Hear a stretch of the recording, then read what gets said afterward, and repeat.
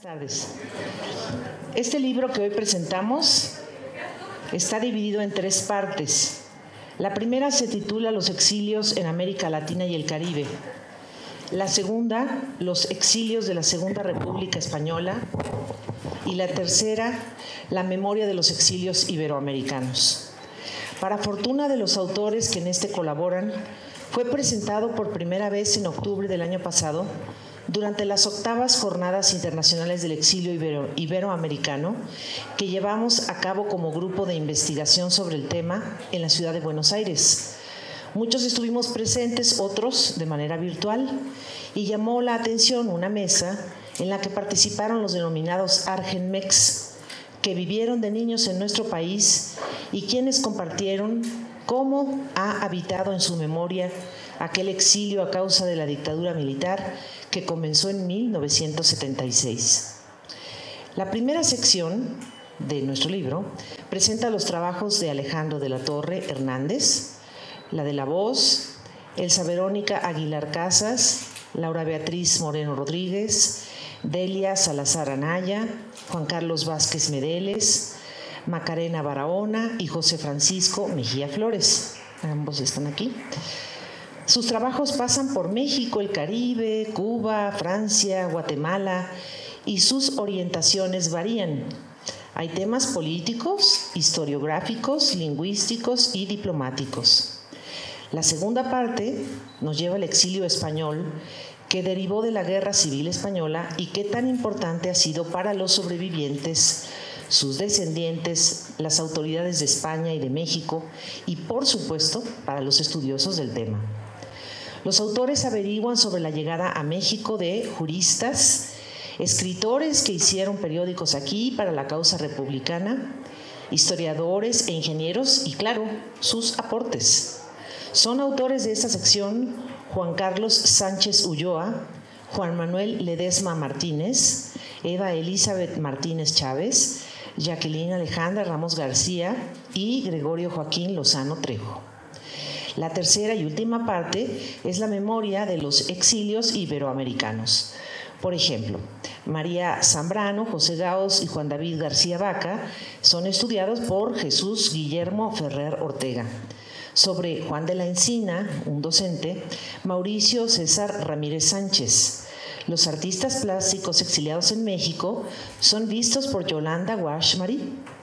Las mujeres socialistas refugiadas en México son abordadas por César Luena López y Pedro Barruso Varés, mientras que Mauricio Escobar Deras y Lidia Bocanegra Barbecho ahondan en el fenómeno del retorno individual de los exiliados republicanos españoles desde 1939 hasta 2010.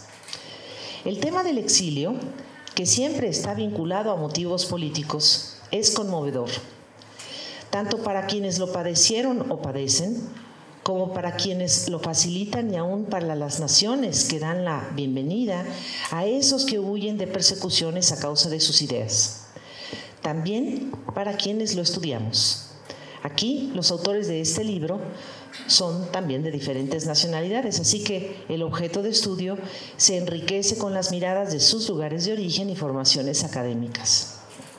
Exilio significa abandonar la casa grande, comenzar casi siempre desde cero, recibir la ayuda que alguien les proporciona, un bienhechor, un voluntario, una organización, una familia, un familiar, un centro de acogida, y vivir con la esperanza de un día volver.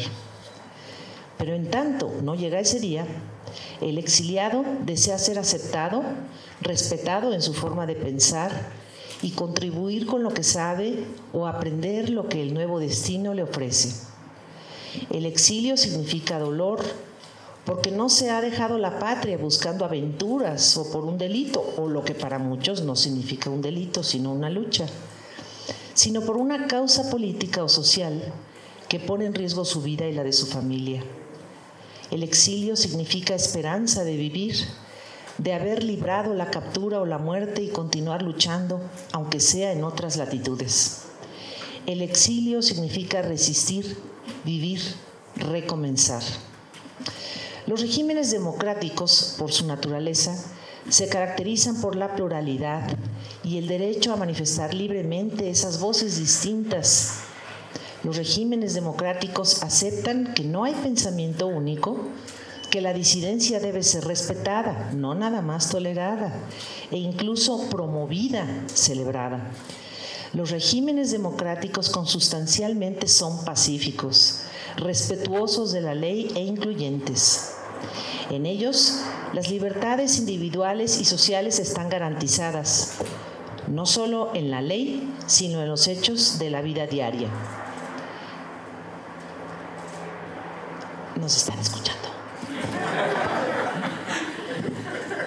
En México, la Revolución de 1910, que comenzó con una proclama democrática en la voz y representación de Francisco I. Madero, logró llevar a la letra constitucional promulgada en 1917, 4 años después de haber sido asesinado, muchos de esos derechos que la dictadura precedente había negado. Libertad de expresión, de prensa, de manifestación, de asociación, de tránsito, de culto. En las naciones democráticas, por tanto, el exilio no debería ni siquiera ser mencionado, así de sencillo. Existe, y es una dura realidad, la emigración. Y esta, aunque no es motivo de la discusión de esta tarde, con toda verdad tiene su origen en la pobreza, la desigualdad de oportunidades, la falta de empleo, la violencia pandillera o paramilitar, los grupos de choque y otros. Por lo anterior, me parece claro que el tema del exilio es prácticamente involuntario, porque el ideario de un luchador político es transformar la realidad de su país dentro de él, no fuera de él. Así que el exilio es no deseado, pero las circunstancias ponen al sujeto en el dilema de quedarse y morir o marcharse y volver algún día. Las personas o grupos que han padecido de esos autoritarismos saben muy bien que el exilio es indeseable, es cruel, es una ignominia. Aquellos testimonios de los Argenmex que aludí al inicio y que fueron sobre todo brindados por hijos de refugiados políticos, revelan que los exiliados o sus familias han vivido meses, años de humillación, de tristeza, separación, zozobra, delirio, ansiedad, melancolía y quizá, depende también de qué ocurrió y cómo se toma cada cual la vida, de gratitud, unión, esperanza, aprendizaje. En estos tiempos, en muchas de las democracias de América Latina o de Europa, no podemos hacernos los desmemoriados. Y si no nos tocó vivir exiliados o cerca de algunos, es un imperativo conocer por qué ocurrieron tantos exilios en el siglo XX. Cuando hablamos de exilio, repito, estamos hablando de situaciones profundamente duras, injustas, temibles, de vida o muerte. No podemos emplear el glosario de esas dictaduras latinoamericanas y de sus víctimas de manera irresponsable. Insinuar, gritar, vociferar que hoy vivimos en un régimen autoritario, militarista, dictatorial, sin equilibrio de poderes, que hay censura oficial, intimidación, desapariciones forzadas, violaciones sistemáticas a los derechos humanos, persecución, amenazas, violencia física y tantas situaciones más. A quienes hacen valer sus derechos constitucionales por decir de culto o de prensa, no. Proceder así empleando ese glosario como quien utiliza la palabra feliz o bonito o falso, esto cuando menos es faltar el respeto a las verdaderas víctimas que desde la Guerra Civil Española, por ejemplo, lo padecieron en carne propia. Campos de concentración, tortura, desaparición, allanamiento de morada, secuestro, amenazas a familiares, desaparición de familiares, robo de hijos, búsqueda desesperada de salvoconductos, hambre, pobreza, discriminación, cientos de delitos que dictaduras de verdad emplearon para exterminar a los disidentes. Cuando oigo estas expresiones irresponsables me da pena ajena y siento vergüenza. Ofrezco una disculpa de corazón a todos los exiliados, hijos, nietos o bisnietos de exiliados, por la ligereza con la que hoy las libertades para decir o hacer se han convertido en libertinajes desmemoriados, ofensivos para los que efectivamente vivieron esas criminalidades de un Estado rapaz que obró en contra de los opositores. A ustedes les digo, la mayoría no somos así. México es un país que a lo largo de más de 2 siglos ha sido amigo de los exiliados. El derecho de asilo es un orgullo de este país. Piensen como piensen los que son aceptados para vivir en México, porque también han venido unos malosillos. Porque esta política diplomática reconocida internacionalmente asume que nadie puede vivir sin país, sin una oportunidad. México es amigo de los exiliados políticos.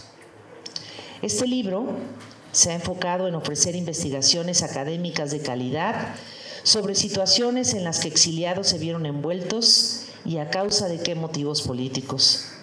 ¿Qué hicieron en las naciones que les dieron la bienvenida? ¿Cómo se ligaron con otros paisanos o desterrados? ¿Y qué aportaciones dejaron, por ejemplo, en México? México, por otro lado, y no tengo duda, es también agradecido con ellos.